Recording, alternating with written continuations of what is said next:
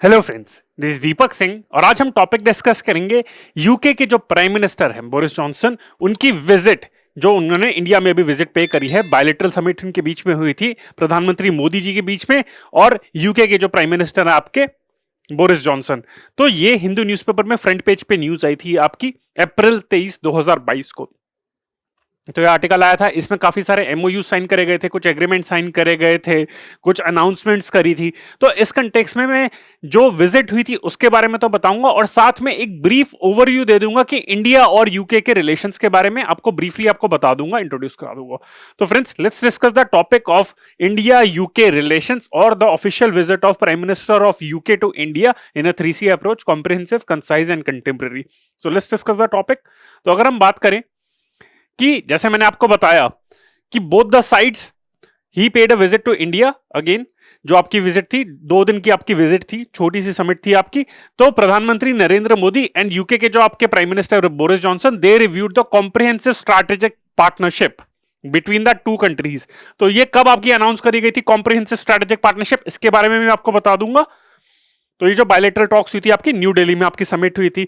तो पहले तो इन्होंने गुजरात गए थे, उसके बाद न्यू दिल्ली आए हैं। तो आप गुजरात भी काफी ज्यादा इंपॉर्टेंट हो चुका है क्योंकि वहां पे काफी आपकी इन्वेस्टमेंट होती है, इकोनॉमिकली आपका प्रोग्रेसिव आपकी स्टेट है। तो इस कंटेक्स्ट में तो क्या क्या हाईलाइट्स रही थी इस समिट के बारे में, इस समिट में क्या क्या आपकी डेवलपमेंट्स हुई थी, तो उसके बारे में आपको बता देता हूं। Firstly the 2 countries decided to conclude the free trade agreement by the end of 2022। अब भाई यूके तो यूरोपियन यूनियन का पार्ट रहा नहीं, वो उससे अलग हो चुका है and it is known as आपका ब्रेक्सिट।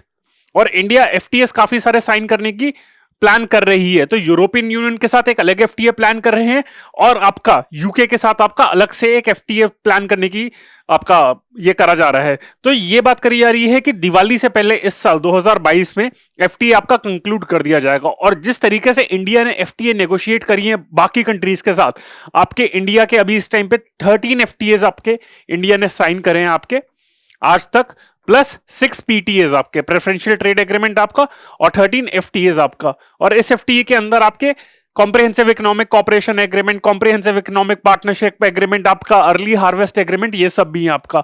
और 13 में से आपके 4 हैं। अगर इसको याद करना है, मैंने आपको पहले भी बताया था, बहुत ही सिंपल तरीका है आपका। तो 4 आपके हो गए आपका, एक हो गया सार्क के साथ हो गया, दूसरा हो गया श्रीलंका के साथ हो गया, ये पहली कंट्री थी जिसके साथ एफटीए करा था, नेपाल हो गया एंड भूटान हो गया।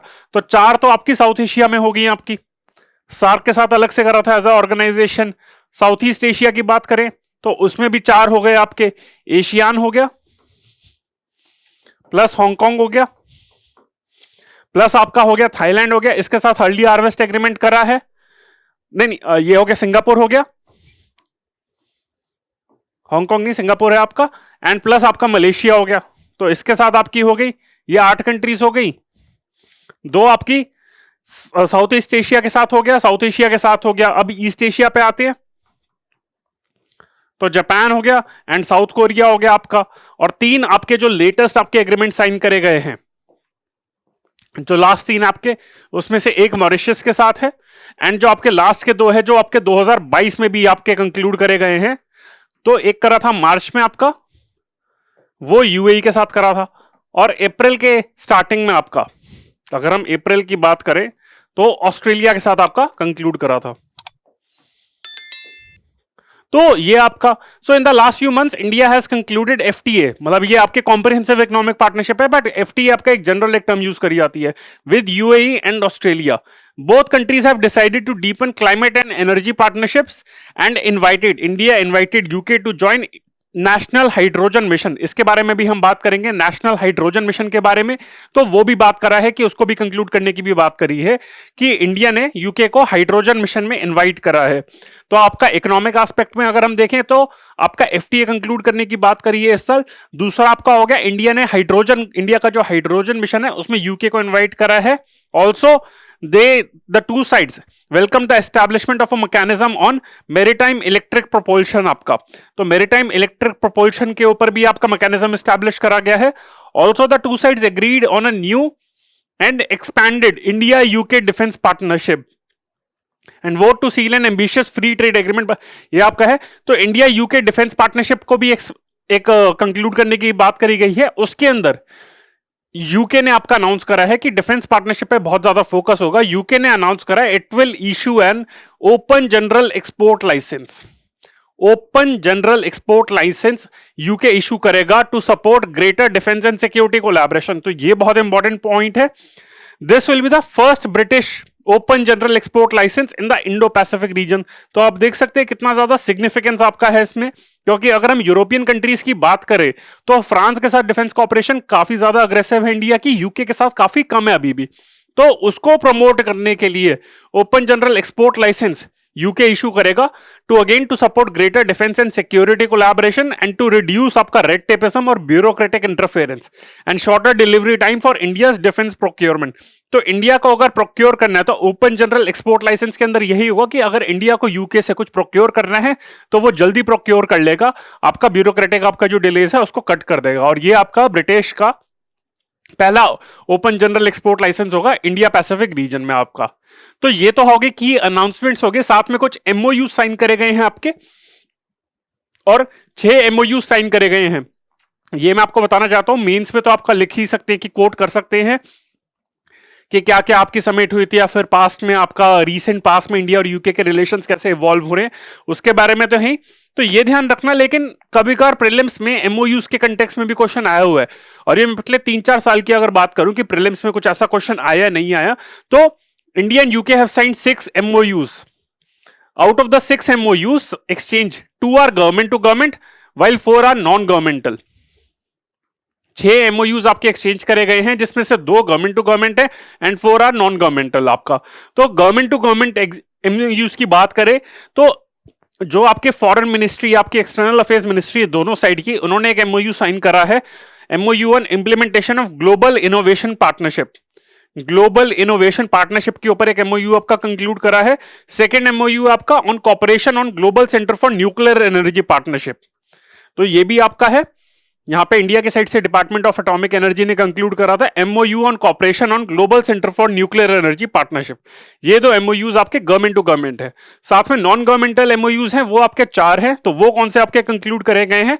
एक एमओयू है on establishment of short term chair at Birmingham city University between ICCR, Indian Council of Cultural Relations and Birmingham city University. तो इस पे क्वेश्चन बन सकता है कि आपका कौन सी यूनिवर्सिटी के साथ आपका एमओयू कंक्लूड करा है? आईसीसीआर ने आपका ऑक्सफोर्ड के साथ करा है, बर्मिंघम यूनिवर्सिटी के साथ करा है, किसके साथ आपका करा है? तो करेक्ट आंसर आपका बर्मिंघम यूनिवर्सिटी आपका। तो एक तो ये है शॉर्ट टर्म चेयर एस्टैब्लिश करनी है बर्मिंघम सिटी यूनिवर्सिटी में। Then MOU on the creation of the Chevening Adani scholarship on artificial intelligence. तो अगेन अदानी जो ग्रुप है इंडिया का, एंड दूसरा आपका चेवनिंग है आपका, तो वहां की आपका यूके का कोई ग्रुप है। तो उन्होंने आर्टिफिशियल इंटेलिजेंस के ऊपर एक एमओयू कंक्लूड करा है आपका between the British high commission on new Delhi and the आपका अदानी ग्रुप आपका। तो ये आपका है, अदानी ग्रुप ने भी आपका कंक्लूड करा है आपका। अदानी आपके जो ग्रुप है उसके जो ओनर है आपका गौतम अदानी आपके, तो he is the first centi billionaire आपका।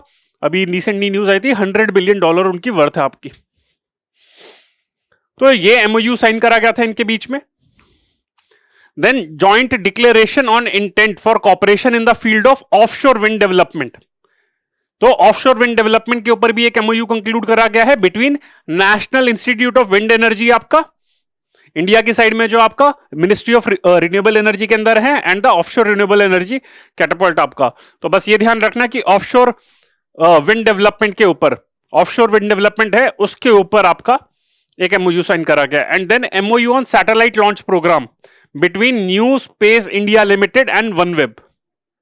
तो एक वनवेब इनिशिएटिव है आपका, तो उसके अंदर आपका सैटेलाइट से इंटरनेट प्रोवाइड करा जाएगा। इंडिया की तरफ से जो भारतीय एयरटेल है उसने भी इसमें काफी इसका मेजर स्टेक है, और इंडिया की न्यू स्पेस इंडिया लिमिटेड, तो वनवेब आपका इंटरनेशनल कंसोर्टियम है जिसमें भारतीय एयरटेल भी इन्वॉल्व है आपका, and new space India limited जो आपका है प्राइवेट एजेंसी आपके जो आपका ये कमर्शियल एस्पेक्ट देखेगा इंडियन सैटेलाइट्स का, गवर्नमेंट की एजेंसी आपकी ये। तो ये गवर्नमेंट की agency new space India limited, तो इनके बीच में एमओयू साइन करा गया है। तो अगर हम एमओयूज की बात करें आपका, तो एक हो गया आपका, अगर हम गवर्नमेंट टू गवर्नमेंट देखें तो ग्लोबल इनोवेशन पार्टनरशिप आपका हो गया, दूसरा न्यूक्लियर पार्टनरशिप हो गया, global innovation partnership, nuclear partnership हो गया, Birmingham city partnership, artificial intelligence, offshore wind development and new space India limited. तो आप देख सकते हैं कि साइंस एंड टेक पे कितना ज्यादा फोकस रहा है। ऑफशोर विंड डेवलपमेंट आपका एनर्जी पॉइंट ऑफ व्यू से हो गया, स्पेस हो गया, सिविल न्यूक्लियर कॉर्पोरेशन हो गया, बर्मिंगम सिटी यूनिवर्सिटी कॉर्पोरेशन हो गया आपका। तो ये सब रहे ग्लोबल इनोवेशन। तो आप देख सकते हैं कि काफी आपका आर्टिफिशियल इंटेलिजेंस के ऊपर हो गया। तो साइंस एंड टेक पे आपका काफी ज्यादा फोकस रहा है। तो हमने ये तो बता दिया। तो ये आपकी विजिट थी। मैंने सोचा कि आपको 5-7 मिनट में आपको थोड़े से शॉर्ट ड्यूरेशन में आपको ये भी बता दूं कि इंडिया यूके है क्या एग्जैक्टली, और इंडिया यूके के रिलेशंस के बारे में आपको थोड़ा सा ओवरव्यू दे दूं। तो अगर हम यूके एक बार बात कर लें तो कंफ्यूज ना होना कि ब्रिटेन और यूके के बीच में। तो ये आपकी यूके की लोकेशन है आपका। अगेन यूके के आपके 4 पार्ट हैं आपके, वेल्स हो गया, स्कॉटलैंड हो गया, ये नॉर्दर्न आयरलैंड है एंड आयरलैंड है। तो ये आयरलैंड का पूरा आपका आइलैंड है आपका, ये रिपब्लिक ऑफ आयरलैंड कहते हैं इसे, एंड ये आपका नॉर्दर्न आयरलैंड है। तो ये जो आइलैंड है डिवाइडेड है, इसका नॉर्दर्न आयरलैंड जो पार्ट है वो यूनाइटेड किंगडम के अंदर आता है। तो ये आपका ये है नॉर्थ सी है आपका, नॉर्थ अटलांटिक ओशन, एंड ये आपका इंग्लिश चैनल आपका आ गया। तो मैंने आपको बताया था कि ये रहा स्कॉटलैंड, ये एडिनबर्ग है, यहां पे ग्लासगो है जहां पे आपकी COP26 हुई थी आपकी। ये नॉर्दर्न आयरलैंड के अंदर आ गया आपका, इसकी कैपिटल आपका बेलफास्ट हो गया। फिर आपका हो गया वेल्स हो गया जिसकी कैपिटल है कार्डिफ, एंड ये आपका इंग्लैंड हो गया जिसकी कैपिटल है लंदन। तो ये आपके है अगेन यूनाइटेड किंगडम हो गया, ये इंग्लैंड हो गया, एंड ये ग्रेट ब्रिटेन हो गया। तो ग्रेट ब्रिटेन होता है, तो ये नॉर्दर्न आयरलैंड प्लस स्कॉटलैंड पर वेल्स प्लस इंग्लैंड, ये आपका यूनाइटेड किंगडम होता है। But if we exclude Northern Ireland then Scotland, Wales and England together becomes आपका ग्रेट ब्रिटेन आपका हो गया। तो ये आपका है and all together becomes British Isles, अगर इसमें आपका रिपब्लिक ऑफ आयरलैंड भी आपका डाल दे। अब इंडिया यूके टाइज की अगर हम बात करें तो अगेन हिस्टोरिक टाइज तो है ही हमारे इस टाइम पे। अगर हम बात करें अगर टाइमलाइन, तो हमारे जो सबसे पहले अगर आपका हिस्टोरिक कंटेक्स्ट देखें तो आपका ईस्ट इंडिया कंपनी को चार्टर मिला था आपको टू ट्रेड इन इंडिया, आपका एम्परर अकबर के टाइम पे आपका। फिर उसके बाद वहां पे east India company again colonial era start हुआ आपका, वॉरेन हेस्टिंग्स आए, रॉबर्ट क्लाइव आए, ये सब आपके आए, उन्होंने फिर आपका रूल प्रमोट करा। फिर वहां पे 1857 की रेवोल्यूशन हुई, फिर ईस्ट इंडिया कंपनी का रूल आपका ब्रिटिश किंगडम से आपका आ गया था। तो अगेन उस टाइम पे एक्सप्लॉयटेशन भी हुई थी, पर ब्रिटिश लेगेसी भी काफी रही थी, रेलवेज हो गया, सिविल सर्विसेज हो गया, मॉडर्न आर्मी हो गया आपका। तो ये सारी काफी कुछ लेगेसी आपका। अगेन हम कॉन्स्टिट्यूशन ऑफ इंडिया की भी बात करें तो गवर्नमेंट ऑफ इंडिया एक्ट से ही हमारा डिराइव होती है मेजर प्रमोशंस आपका। इंडिपेंडेंस के बाद भी इंडिया कॉमनवेल्थ ऑफ नेशंस का पार्ट है, and the two countries have strategic partnership since 2004। तो उस स्ट्रेटेजिक पार्टनरशिप को वो करने के लिए, आपको ज्यादा एक्सपैंड करने के लिए इंडिया ये जो विजिट हुई है इसमें काफी सारे हिस्टोरिक डिसीजंस लिए गए हैं। टाइम टू टाइम दोनों साइड्स की विजिट होती रहती है आपकी। अगर हम ट्रेड की बात करें तो 2019 से 20 के बीच में ट्रेड हमारा था $15 बिलियन, जो थोड़ा कम है आपका। यूरोप में सबसे ज्यादा इंडिया का ट्रेड है आपका जर्मनी के साथ, फिर आपका यूके के साथ है, एंड फिर आपका फ्रांस के साथ है। हो सकता है बीच में और भी आपकी कोई कंट्री हो आपका जर्मनी और यूके के बीच में, पर जर्मनी के साथ सबसे ज्यादा है, यूके के साथ अभी भी कम है आपका। ठीक है, एंड जैसे मैंने बताया कि इंडिया एफटीए कंक्लूड करने के लिए प्लान कर रही है यूके के साथ आपका 2022 के साल के अंदर ही। Again these FTAs are known by various names, आपका सीईपीए, सीईसीए, फाइनल नेम क्या होगा वो पता चलेगा। इन्वेस्टमेंट की बात करें तो अगेन इन्वेस्टमेंट दोनों तरफ से हो रही है। इंडिया भी यूके में इन्वेस्ट करता है और यूके भी इंडिया में इन्वेस्ट काफी ज्यादा करती रहती है आपका। इनफैक्ट अगर हम बात करें जो रतन टाटा जी हैं आपके, जो टाटा ग्रुप है आपका, तो टाटा ग्रुप ने आपकी एक टाइम था कि जब वहां पे यूके की वजह से ड्रेन ऑफ वेल्थ हुआ था इंडिया से, पर अगेन रतन टाटा जी हैं जो टाटा ग्रुप के हैं, तो उनके टेन्योर के अंडर टाटा ग्रुप ने काफी सारी एक्विजिशंस भी करी यूके की आपकी कंपनीज को, जैसे टाटा टी हो गया आपका, स्टील मेकर आपका कोरस हो गया, एंड लैंड रोवर और जैगुआर आपकी जो है आपकी लग्जरी कार है वो टाटा मोटर्स ने एक्वायर करी थी। तो ये आपके एक्वायर करे थे उन्होंने। डिफेंस में मैंने बात करी थी the Indian UK sign the defence and international security partnership in 2015। अब उसके लिए यूके ने अलग ही आपका जनरल एक्सपोर्ट आपका लाइसेंस आपका प्लान करा है। काफी ज्यादा आपके डिफेंस पार्टनरशिप की भी बात करते हैं। यूके में इंडियन स्टूडेंट्स बहुत ज्यादा जाते हैं हायर आपके एजुकेशन के लिए, आपका डॉक्टर्स होते हैं, इंजीनियर्स जाते हैं, डॉक्टर्स तो बहुत ज्यादा जाते हैं आपके, तो उसका बेनिफिट उठाते हैं।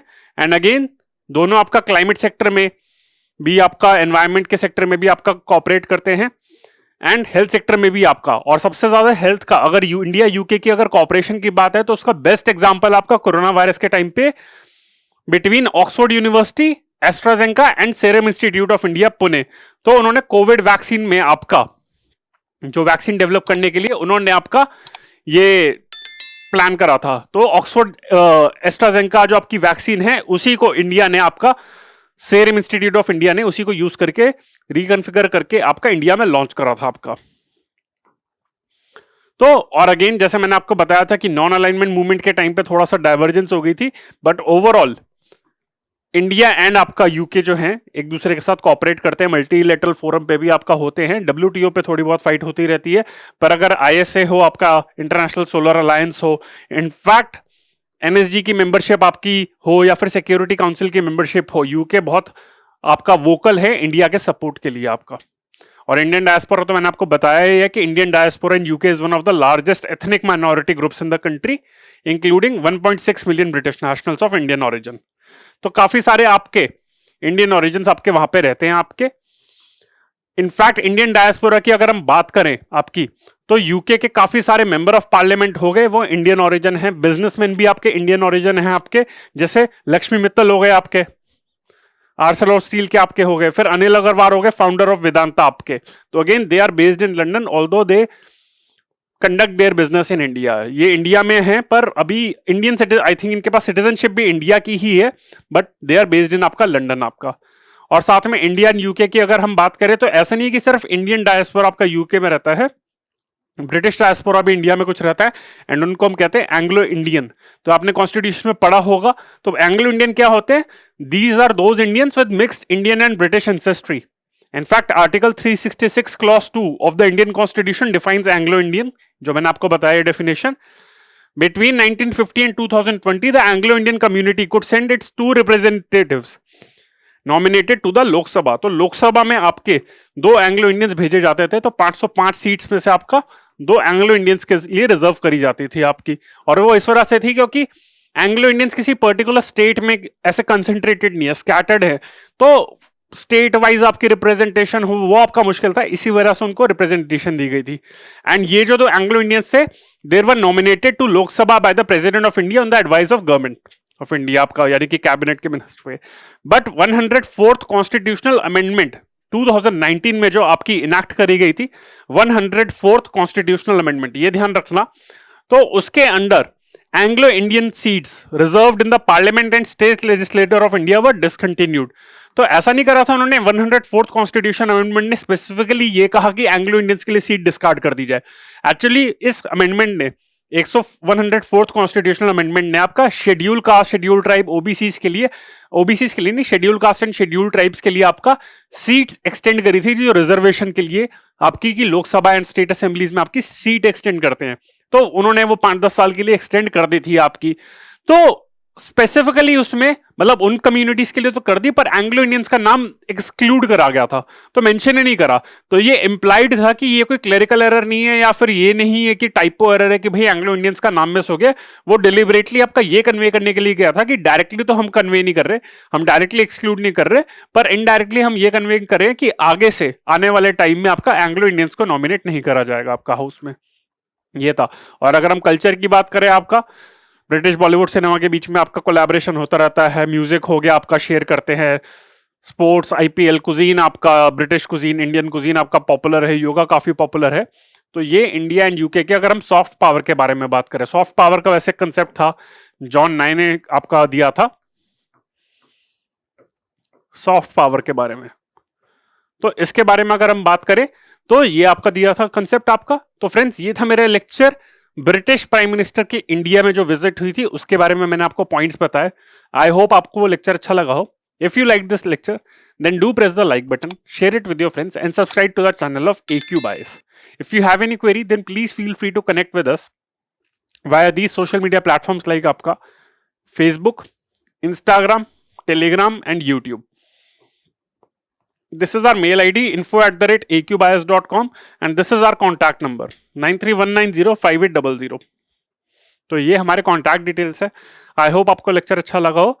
Feel free to connect with us. So friends, this is Deepak Singh on behalf of AQ Bias. Bye. Thank you.